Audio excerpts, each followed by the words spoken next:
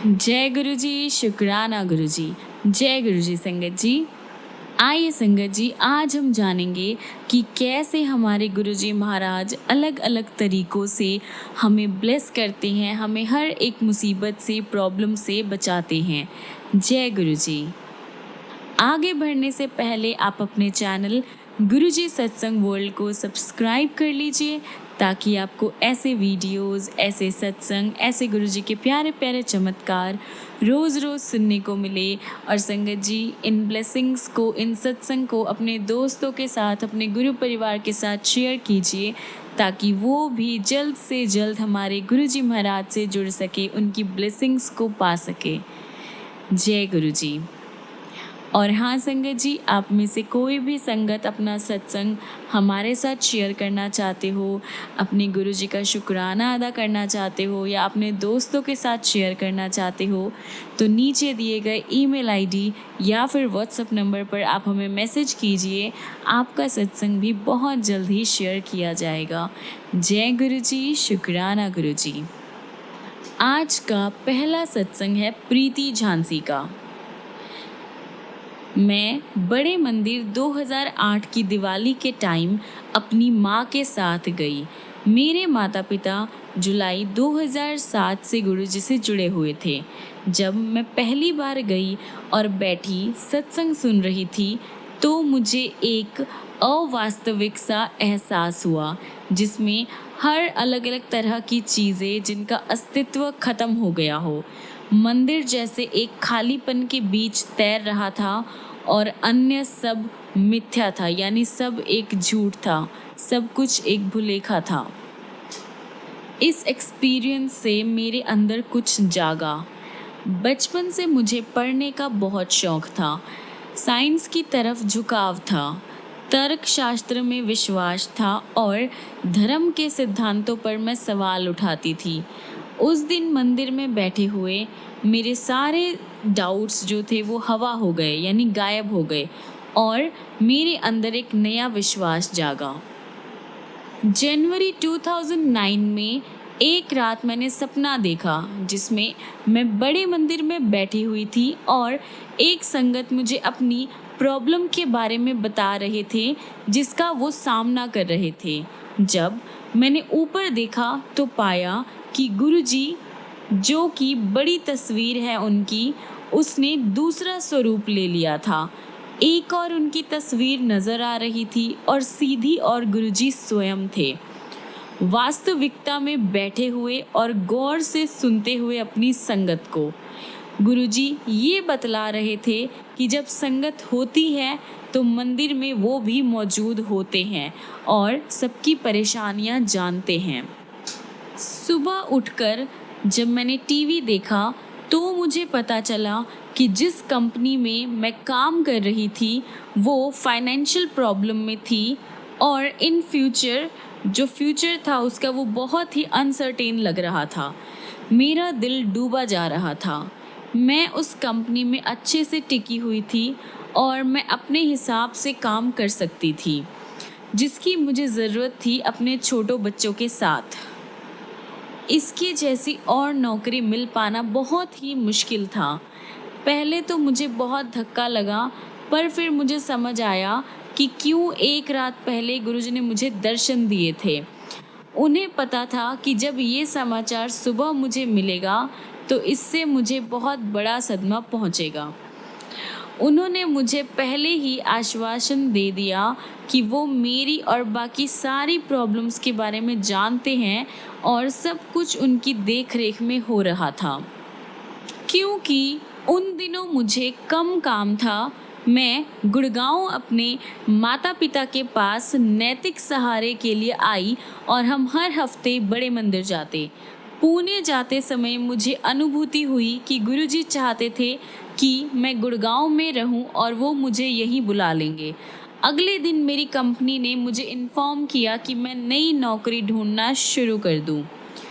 हमने निश्चय किया कि मैं गुड़गांव आकर बस जाऊं। व्यापारिक मंदी के बावजूद मुझे उसी महीने इंटरव्यू के लिए बुलाया गया। मुझे बोला गया कि कुछ टाइम के लिए तो किसी नौकरी पर नहीं रखा जाएगा, पर 3 महीनों में मुझे नौकरी दी जाएगी। मैंने वो टाइम घर पर अपने 4 साल के बेटे के साथ और आराम करते हुए बिताया, जो मैं हमेशा से करना चाहती थी पर अपनी नौकरी की वजह से कर नहीं पाई थी, और अनडाउटेडली मुझे नौकरी भी मिल गई। ऐसा लग रहा था जैसे गुरुजी मुझे टाइम देना चाहते थे जो मैं अपने माता पिता और बेटे के साथ बिता सकूं और अपने दीर्घकालिक लक्ष्य के बारे में सोच सकूं और अपना कॉन्फिडेंस बढ़ा सकूं। अब मैं यहाँ अच्छे से बस गई हूँ और मंदिर जाती हूँ जो गुरुजी चाहते थे, और उनका आशीर्वाद प्राप्त करके सम्मानित महसूस करती हूँ। एक बार मैंने विदेश की एक बैंक से पैसा यहाँ की बैंक में ट्रांसफ़र किया था। 2 साल बाद मार्च 2009 में मुझे इनकम टैक्स डिपार्टमेंट का नोटिस आया और हमें पता चला कि अपना लक्ष्य पूरा करने के लिए बैंक ने इस कार्यवाही को पहले ही तारीख दे दी थी। जांच पड़ताल के दौरान हमसे ऐसे सवाल पूछे गए जिनके जवाब हमारे पास थे, पर उसमें बहुत समय, मेहनत और खर्चा लगता, क्योंकि भारत आने के बाद विदेश में मेरे बैंक खाते बंद हो गए थे। कोई चाहे जितना भी सच्चा और ईमानदार हो, कानून के लपेटे में आने पर उसे बहुत मुश्किल होती है और एक अनचाहा सा डर मन में बैठ जाता है। हमारे साथ भी यही हुआ। मेरे पिताजी पुणे से मेरे पास आए और जिस तरह से मुझे पूछताछ की जा रही थी वो देखकर वो बहुत परेशान हुए। सुबह जब वो गुड़गांव के लिए निकल रहे थे तो बहुत ज़्यादा चिंतित थे। उनके जाने के बाद मैं गुरुजी से बातें करते हुए सो गई। मैंने गुरुजी से कहा, गुरुजी, अगर मैं आपसे पूछूंगी कि हमारे साथ ऐसा क्यों हो रहा है तो आप कहेंगे कि ये हमारे पिछले जन्मों के कर्मों का हिसाब है। पर मैं आपसे विनती करती हूँ कि एक व्यक्ति ने इस जन्म में क्या किया है, आप उस पर भी विचार कीजिए। मेरे पिताजी एक दयालु इंसान रहे हैं जिनके लिए उनकी प्रतिष्ठा का सबसे ज़्यादा महत्व रहा है। आजीवन मेहनत करने के बाद उनके साथ ऐसे गलत नहीं होना चाहिए। मुझे नींद आ गई और मैंने सपने में देखा कि मैं और मेरे पिताजी उसी गाड़ी में बैठे हुए हैं जिसमें हम इनकम टैक्स विभाग में जाते हैं, यानी इनकम टैक्स डिपार्टमेंट में जाते थे। जैसे ही ड्राइवर ने एक मोड़ तेज़ी से लिया, गाड़ी के पीछे के दोनों पहिए पहाड़ी के उभरे हुए भाग के ऊपर से होते हुए और गाड़ी के एक गहरी खाई के ऊपर झूल गए। मैं बहुत ही ज़्यादा शॉक्ड रह गई और ड्राइवर की तरफ देखने लगी जो खतरे से अनजान लग रहा था। तभी गाड़ी ऊपर की ओर उठी और हवा में उड़ती हुई गई। मुझे ऐसा एहसास हुआ जैसे कि गुरुजी ड्राइवर की सीट पर बैठे हुए थे और मेरे पिताजी और मैं खुश और चिंता मुक्त हो गए। अगले ही पल मेरी नींद खुल गई और मैं समझ गई कि गुरुजी ने इशारा कर दिया था कि अब मेरी परेशानी उनकी जिम्मेदारी थी। उस टाइम मेरे पिताजी गुड़गांव वापस जाने के लिए एरोप्लेन में बैठे थे, इसलिए इस दर्शन के बारे में बताने के लिए मैंने उनको एसएमएस किया और अपनी माँ को फ़ोन करके सपने के बारे में बताया। सबने बिना किसी डाउट के ये माना कि इस सपने का क्या मतलब था और चिंता करना छोड़ दिया। हम अपने टैक्स गाइडेंस से रोज़ बात करते और आगे की कार्यवाही के लिए प्रोसीजर के बारे में पूछते, पर दर्शन के बाद हमने एक बार भी उसे फ़ोन नहीं किया। एक हफ्ते बाद हमें उसका फ़ोन आया और उसने हमें बताया कि इनकम टैक्स डिपार्टमेंट ने हमारा केस बंद कर दिया था। मैंने उसका शुक्रिया अदा किया। मेरी आवाज़ में हैरानी नहीं थी और मुझे पूरा यकीन है कि उसने सोचा होगा कि ऐसा क्यों था। उसे क्या मालूम कि गुरुजी ने इस प्रॉब्लम को सुलझाया था। मैंने भक्तों को कहते हुए सुना था, हमें नहीं पता कि हमारे लिए क्या अच्छा है या क्या बुरा है, या क्यों हम किसी भी परेशानी से गुजर रहे होते हैं। इसलिए हमें गुरुजी से कुछ नहीं मांगना चाहिए। फिर भी जब हम किसी परेशानी या तकलीफ़ से गुज़र रहे होते हैं तो हम उनसे हेल्प के लिए प्रार्थना करते हैं, उनको हम पुकार लगाते हैं। एक बार अक्टूबर में जब मैं रात को सोने लगी तो इस सब के बारे में सोच रही थी और गुरुजी से पूछ रही थी कि क्यों वो मेरी हेल्प नहीं कर रहे थे और क्यों इतने टाइम से उन्होंने मुझे दर्शन नहीं दिए थे। सुबह सुबह मैंने देखा कि हमारे घर में एक नया ड्राइवर आया था। वो रसोई घर से निकलकर डाइनिंग रूम में आकर खड़ा हो गया। फिर उसने कमरे की एक दीवार को छूकर कहा कि दीवार में बहुत ही पॉजिटिव वाइब्स थी, सकारात्मक ऊर्जा थी। मैंने सोचा कि उसे कहूँ कि हो सकता है कि गुरुजी की तस्वीर की वजह से ऊर्जा है या ऊर्जा का फील हो रहा है। मैंने मुड़कर तस्वीर देखी तो पाया कि उस तस्वीर की जगह एक बड़ा फ्रेम था जिसमें एक नाटा व्यक्ति गद्दी पर बैठा हुआ था और मेरी ओर मुस्कुराते हुए देख रहा था। मेरे देखते देखते उस व्यक्ति ने अपनी मुद्रा बदली पर मेरी ओर देखते हुए मुस्कुराता रहा। मैंने ड्राइवर की ओर देखा तो उसने भी मुझे वैसी ही मुस्कुराहट दी। मैं चकरा गई।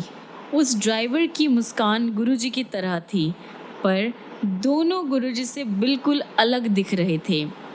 तभी मैंने गुरुजी को अपने सामने खड़े पाया, अपनी भव्य अप्रतिम सुंदरता में। वो मेरी ओर मुस्कुराते हुए देख रहे थे और अपना सिर हिलाते हुए मुझसे बोले, हुन पता चल गया? अब तो तू जानती है कि वो मैं ही हूँ। मैंने ये शब्द बार बार सुने बिना उनके ये बोले हुए। मैंने भाव विभोर होकर गुरुजी को गले लगा लिया और चिल्लाकर अपने माता पिता और बहन को आवाज़ दी, गुरुजी यहाँ हैं, आकर दर्शन कर लो। मैंने सोचा कि अब जो वो यहाँ हैं तो मुझे लगता है कि हम अपनी परेशानी के बारे में उनसे पूछ सकते हैं। वो हमारे सवालों का जवाब देंगे। गुरुजी चलकर मेरे साथ मेरे कमरे तक आए जो मैं अपनी बहन के साथ शेयर करती हूँ और तभी गुरुजी मुड़े और बोले कि उनको दूसरे कमरे में किसी और को देखने जाना था। मैंने उन्हें जाने दिया और जल्दी जल्दी अपने बेटे अरमान को ढूंढने लगी जो हमेशा बोलता था कि वो गुरुजी को देखना चाहता है। जब मैं अपने कमरे में वापस गई तो गुरुजी वहाँ नहीं थे। मेरी बहन बोली कि वे चले गए। मैं बहुत निराश हो गई क्योंकि मुझे उनसे पूछने का मौका ही नहीं मिला कि मुझे क्या करना चाहिए। एक बहुत महत्वपूर्ण निर्णय लेने के लिए मुझे उनकी सहायता की ज़रूरत थी। उस क्षण मेरी नींद खुल गई पर निराशा महसूस करने के बजाय मैं खुशी और संतोष महसूस कर रही थी। मुझे एहसास हुआ कि गुरुजी हमारे साथ ही है। वैसे तो जब हम मुश्किलों से घिरे हुए होते हैं तो वो अताह लगते हैं, यानी गुरुजी हमारे मार्गदर्शन के लिए सदैव होते हैं। इसलिए हमें विश्वास नहीं खोना चाहिए। गुरुजी यानी परमेश्वर, और हमें उनको समर्पण करना चाहिए। उनको समर्पण कीजिए और जीवन सकारात्मकता से भर जाएगा और हम मोक्ष की ओर बढ़ेंगे। संगत जी, गुरुजी को सरेंडर कीजिए, समर्पण कीजिए। गुरुजी की ब्लेसिंग्स अपार है, तभी आप सब पर होगी। सारी संगत को ब्लेस करेंगे गुरुजी। उनको दिल से मानिए, उनसे मांगिए नहीं।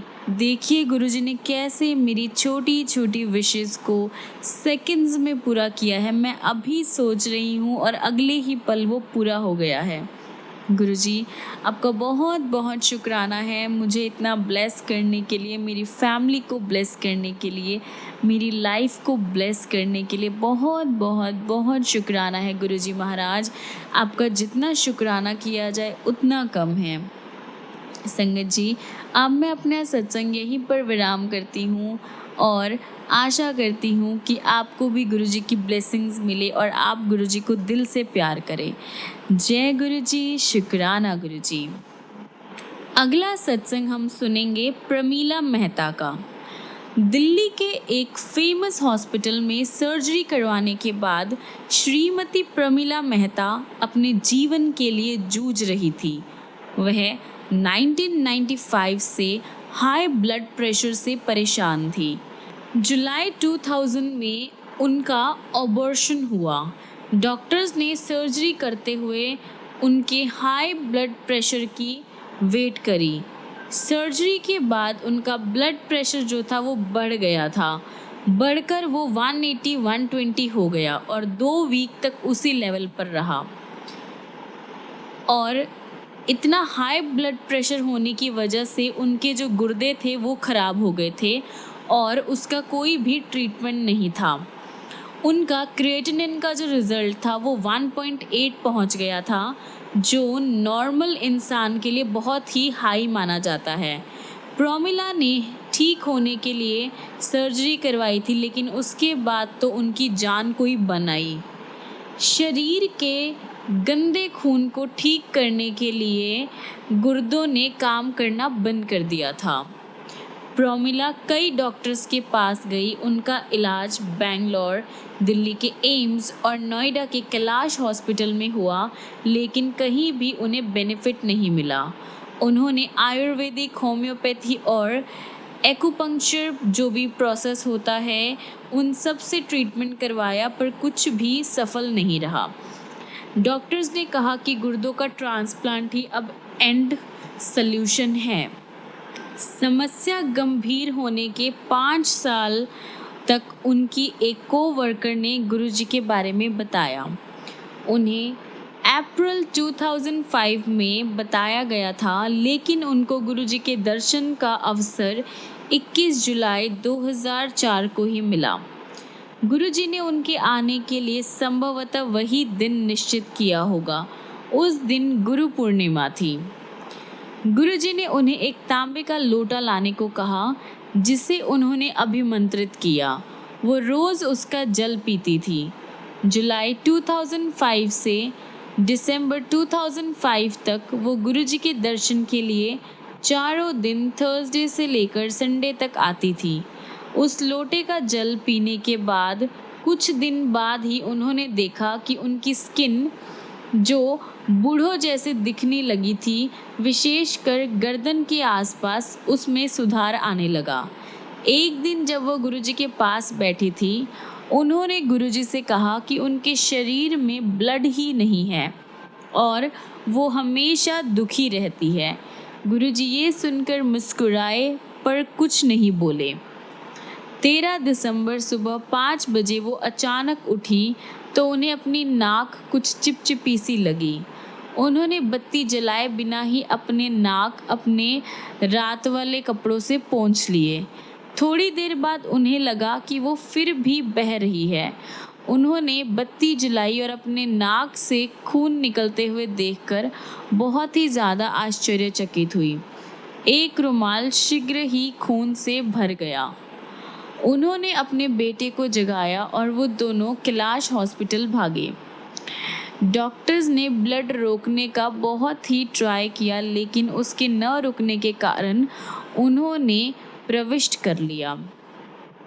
सुबह 6:30 बजे प्रमिला ने अपने पति को फ़ोन किया, जो उस टाइम बेंगलोर में थे, और उनको तुरंत आने के लिए कहा।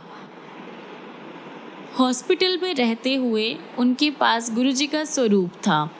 पता लगा कि रक्त बहने का कारण गुर्दों का सही रूप से काम न कर पाना था। समस्या के उपचार के लिए उनका 4 दिन में 3 बार डायलिसिस किया गया। साथ ही 3 ब्लड की बोतलें और 2 प्लाज्मा की बोतलें भी चढ़ाई गई। उनकी स्किन का रंग पीले से लाल हो गया, जिसके लिए उन्होंने कुछ दिन पहले ही गुरुजी से विनती करी थी। यदि आप गुरुजी से कुछ भी मांगेंगे और वो आपके भले के लिए होगा तो वो आपको मिल जाएगा। 1 वीक में वो हॉस्पिटल से बाहर निकलकर गुरुजी के पास आई। गुरुजी ने उनको बताया कि उनके दोनों गुर्दे सही हैं और उन्हें न्यू लाइफ मिली है। वो गुरुजी के दर्शन के लिए आती रही और उनके आशीष का अभिन्न अंग लंगर भी करती रही। गुरुजी के लंगर में स्वादिष्ट सब्जियां, चटनी, अचार, मिठाई इत्यादि इतना सब होता था जिनका डॉक्टर्स जो है वो मना करते थे, पर श्रीमती प्रोमिला उस भोजन को शीघ्रता से पचा पाती थी और उनका पूरा वीक सुखपूर्वक व्यतीत होता था, यानी बिल्कुल इजीली कटता था। फरवरी 2006 में वो फिर रुग्ण हो गई और उन्हें कैलाश हॉस्पिटल में 3 बार डायलिसिस कराने पड़े। उन्हें all India medical science hospital में नेफ्रोलॉजी के स्पेशलिस्ट से मिलने का टाइम लिया गया, तो उन्होंने अल्ट्रासाउंड करवाने का ऑर्डर दिया।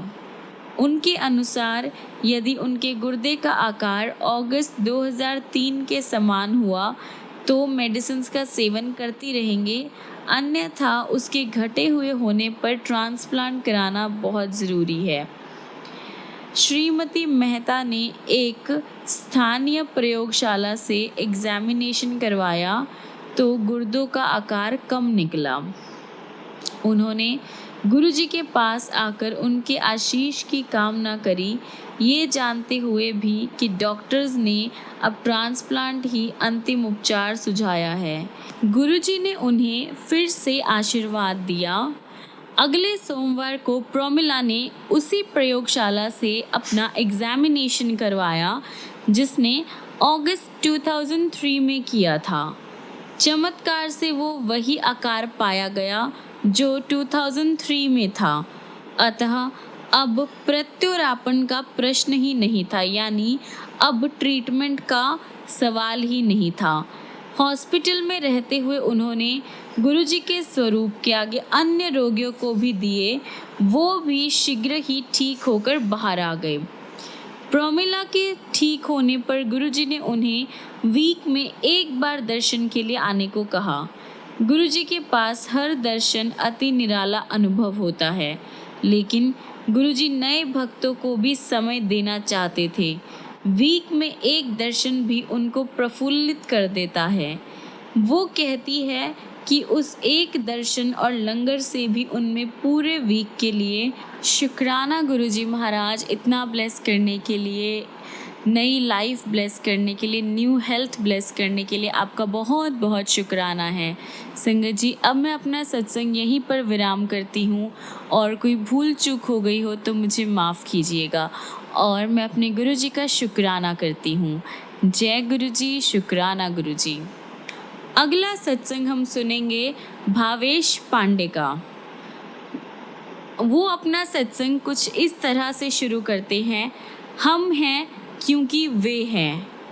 गुरु गोविंद दोहु खड़े, काके लागू पाए, गोविंद से गुरु बड़े, जो गोविंद दिखाए। इन पंक्तियों में कबीर सोच रहे हैं कि जब गुरु और भगवान दोनों उनके सामने खड़े हो तो उन्हें किसके चरण पहले छूने चाहिए। तब उन्हें ज्ञात होता है कि गुरु की कृपा के बिना कोई गोविंद यानी भगवान को पा नहीं सकता। हालांकि हमारी स्थिति में तो कोई भ्रम नहीं है, गुरुजी भगवान हैं। मैंने गुरुजी के बारे में सबसे पहले तब सुना जब मैं अपने मामा कर्नल S.K. जोशी के यहाँ गया। ये 1996 की बात है, जब मेरे अंदर का निराशावादी युवक मुझे पूरी तरह से गुरुजी में विश्वास नहीं करने दे रहा था। वह 1997 में अप्रैल का पहला हफ्ता था जब मुझे चंडीगढ़ में गुरुजी के पहले दर्शन हुए। उन्होंने मुझसे पूछा कि मैं कहाँ से आया हूँ और मैंने उनको बताया कि मैं कर्नल जोशी का भांजा हूँ और जयपुर से आया हूँ। उन्होंने अपना हाथ मेरे सिर पर रखा और बोले, कल्याण हो। 2 दिन बाद जब मैं दिल्ली लौटा तो मुझे नौकरी का प्रस्ताव मिला, जिसके बारे में मैं बहुत ही ज़्यादा एक्साइटेड था। तुरंत कल्याण देखा आपने? और ये तब जब मैंने चंडीगढ़ में चाय प्रसाद और लंगर ग्रहण करने से मना कर दिया था। गुरुजी के दर्शन के बाद भी मुझ में कुछ खास बदलाव नहीं आया। मुझे उनके सर्वशक्तिमान होने का ज्ञान हो, इसमें अभी कुछ और टाइम बाकी था। यकीन मानिए, वो घड़ी भी गुरुजी ही सुनिश्चित करते हैं। इसी बीच गुरुजी दिल्ली चले गए। मैं अक्सर दिल्ली आया करता था, पर करीब 2.5 साल तक मैं गुरुजी के दर्शन के लिए नहीं गया। इस दौरान मेरी माँ और बहन पूर्ण रूप से गुरुजी को सरेंडर कर चुके थे, समर्पित हो चुके थे, लेकिन मैं अभी भी पहले जैसा ही था। मेरी माँ और मैं मेरी बहन के लिए एक अच्छे रिश्ते की तलाश में थे, पर 2 साल तक कुछ नहीं हुआ था। अप्रैल 2000 में हमें किसी का फ़ोन आया जो आगे जाकर मेरी बहन के ससुर बने, और उन्होंने हमें कहा कि वो ये रिश्ता पक्का करना चाहते हैं। मेरी बहन उस टाइम दिल्ली में थी और उसने लड़के की तस्वीर गुरुजी को दिखाई। गुरुजी सहजता से बोले, चंगा मुंडा है, अच्छा लड़का है, और हमारी सारी चिंताएं एक क्षण में दूर हो गई। गुरुजी के आशीर्वाद से शादी की तारीख जनवरी 2001 में तय हुई और आगे की घटनाओं से मेरे दृष्टिकोण में परिवर्तन आया। शादी उस स्कूल के मैदान में होनी थी जहां मेरी माँ पढ़ाती थी। केटरर से विचार विमर्श करने के बाद हमने वो स्थान निर्धारित कर लिया, वो जगह डिसाइड कर ली जहां तंदूर रखा जाएगा और जहां खाना बनाने का सारा काम होगा। शादी से बस 3 दिन पहले स्कूल की डायरेक्टर, जो मेरी माँ से गुरुजी के बारे में सुनने के बाद उनकी संगत हो गई थी, उन्होंने हमें आकर बताया कि गुरुजी उनके ड्रीम में आए थे और उन्हें वो जगह बताकर गए जहां खाना पकाने की सारी व्यवस्था करनी थी। हालांकि मैंने इस पर ज़्यादा ध्यान नहीं दिया। मेरी माँ ने तुरंत खाना पकाने का स्थान बदल दिया।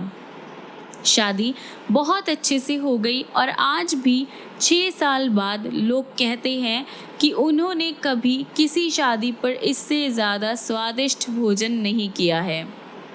ये घटनाएं इस चीज़ पर जोर देती है, बल्कि इशारा करती है कि गुरुजी सर्व विद्यमान हैं हमारे जीवन के हर छोटे से छोटे पहलू में और हर समय में। फिर भी मैं तब भी वही था, निराशावादी और भक्तिहीन। मेरी बहन के शादी के 15 दिन बाद मुझ में बदलाव आया। मैं अपनी मोटरसाइकिल पर ऑफिस से वापस आ रहा था। मैं हाईवे पर था और देर रात थी। अचानक एक कुत्ता मेरी मोटरसाइकिल से टकराया। मोटरसाइकिल इतनी तेज़ रफ्तार पर थी कि अगर एक छोटा सा कंकड़ भी पहिए के बीच में आ जाता तो संतुलन बिगड़ जाता। एक बस बिल्कुल मेरे पीछे थी और अगर मैं संतुलन खो बैठता तो वो बस मेरे ऊपर होती और मैं वहीं ख़त्म हो जाता। पर गुरुजी के आशीर्वाद से मेरा संतुलन नहीं बिगड़ा और मैं बच गया। ये देखकर सड़क पर लोग शॉक्ड रह गए। मेरा मन किया कि मैं भगवान को धन्यवाद दूं। घर के रास्ते में एक मंदिर में रुककर मैं नतमस्तक हो गया। उसी टाइम मुझे गुरुजी की इतनी तेज़ सुगंध आई। ये पहली बार था जब सब तर्क या फिर निराशावाद मुझे छोड़ गया और मैं गुरुजी की मानसिक छवि को नतमस्तक हो गया। एक निराशावादी से एक अनुयायी होने का परिवर्तन एक क्षण में हो गया। संगत जी, गुरुजी की बहुत सारी ब्लेसिंग्स है, बहुत सारा प्यार है, बहुत सारा दुलार है। उनके पास सिर्फ और सिर्फ हमारे लिए प्यार है और ब्लेसिंग्स है। इसलिए संगत जी, मैं आप सबको भी यही कहूँगा कि आप गुरुजी को दिल से याद कीजिए, दिल से प्यार कीजिए। जय गुरुजी, शुक्राना गुरुजी। आइए संगत जी, हम अपने आज के सत्संग को यहीं पर विराम करते हैं और ख़त्म करने से पहले हमारे गुरुजी महाराज का मंत्र जाप करते हैं। ओम ओम नमः शिवाय। शिव जी सदा सहाय। ओम नमः शिवाय।